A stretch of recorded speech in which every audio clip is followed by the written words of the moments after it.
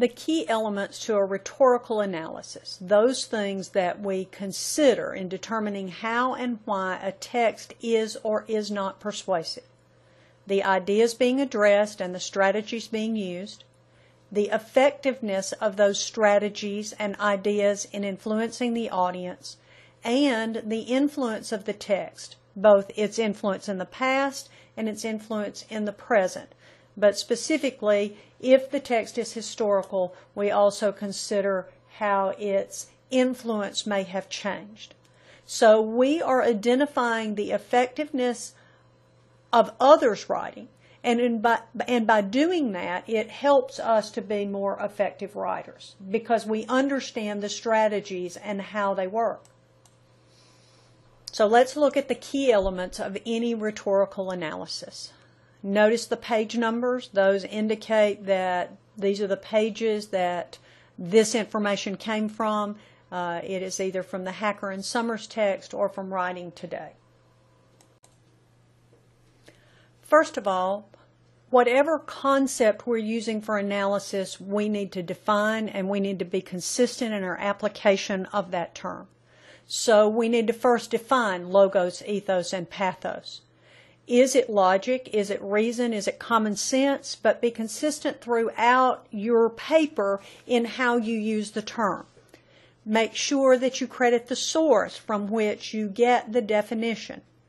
You may also consider genre, whether or not it's a manifesto or a commentary or a speech or an argument, an advertisement. What form did it come in? You can consider the organization, particularly if it's something that is arranged on a page, such as an advertisement, the style, the use of story, and other rhetorical devices.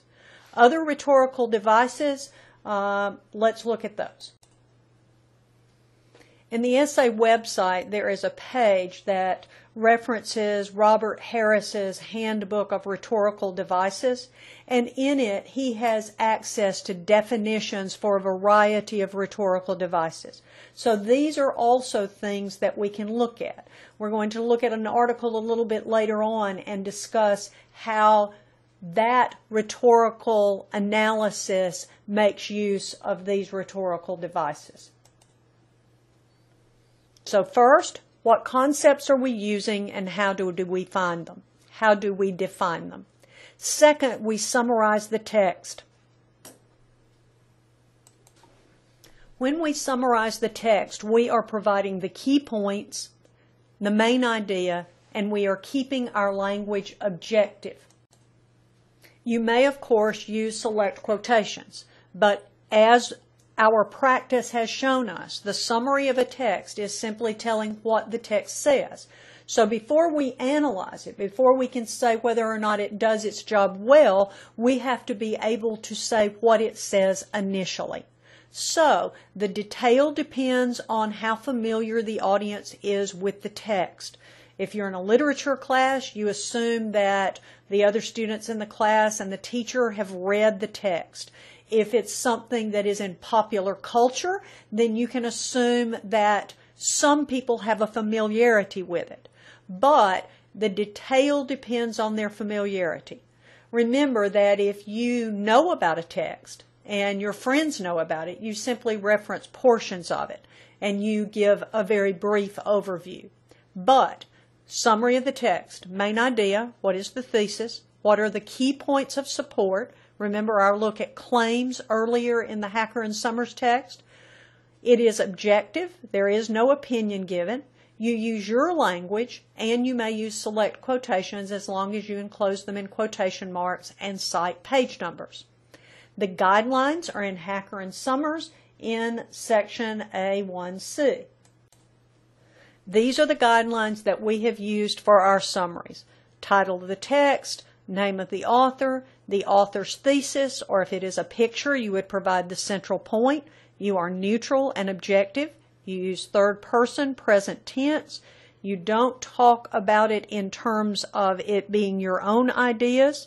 You use your own words. You limit to the main points, those main claims or key points, and you try to make every word count. in Johnson and Sheehan, in Johnson, Sheehan, and Payne, there is a specific address to advertisements that when you summarize the advertisement, you can identify qualities that are unique to that advertisement, as well as typical features and differences compared to the typical. Let's look at those briefly. One option you will have is an ad critique, and here it tells you how to summarize the ad and the things that you could highlight. Unique qualities, typical features, how this ad is different from others, so you can do comparison and contrast, and you can include details through your critique. But notice the summary. If the ad appeared, you describe it objectively. Tell your reader who, what, where, and when. If it appeared in a magazine, you can scan it and insert the image into your document. And that's something we address a little bit later. Note that the unique qualities, typical ads, and differences would be a part of the rhetorical analysis or the critique instead of the summary. I'm afraid I didn't make that clear. Next, we consider the historical context. You remember our definition of historical context? The compelling events, the purpose or importance of this text. We want to know who wrote or presented the text or delivered it, when it took place, what does that point in time, how does that point in time affect our understanding of the text, why is the topic being addressed, what issues are being addressed, and what kind of public response is there or comment is there to the text that has been presented. Those are the things we consider before we even begin to analyze. We define our concepts, we summarize our text, we describe an advertisement, we identify who, when, why, the issues, in order to know in what context the text is being viewed.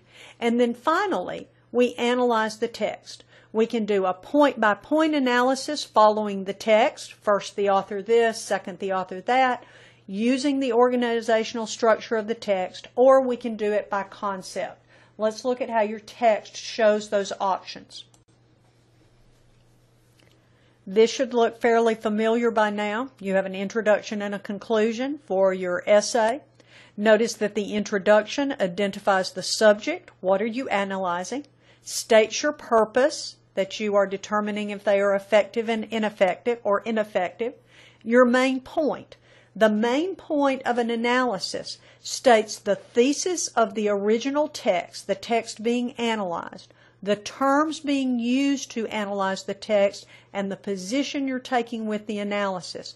Do you think it's effective or ineffective? It can also offer background. The introduction may also offer background information and stress the importance of the text. Make sure that you explain your rhetorical concepts. Make sure that you describe or summarize your subject, that is, the text that you are going to use to analyze, and that you understand, that your reader understands the historical context. And then we analyze the subject. Look at our order. We can first explain rhetorical concepts, then explain the context and summarize the text, and then analyze each appeal. Use each appeal to analyze the text. Or we can organize it a little differently. We can give the context and the summary, and then we can explain what each appeal is and show how it applies in the text. If you notice the examples in your textbook, they don't all follow one or the other of these, but these are organizational strategies. What are the concepts? What is the context? What is the text being analyzed? What does it say? And then, what appeals are used and how are they used in the text? The conclusion then returns to the thesis statement. How effective is this text in doing what it intended to do? To persuade, to convince the reader. The other option is historical context and summary, explanation, and analysis, explanation, and analysis.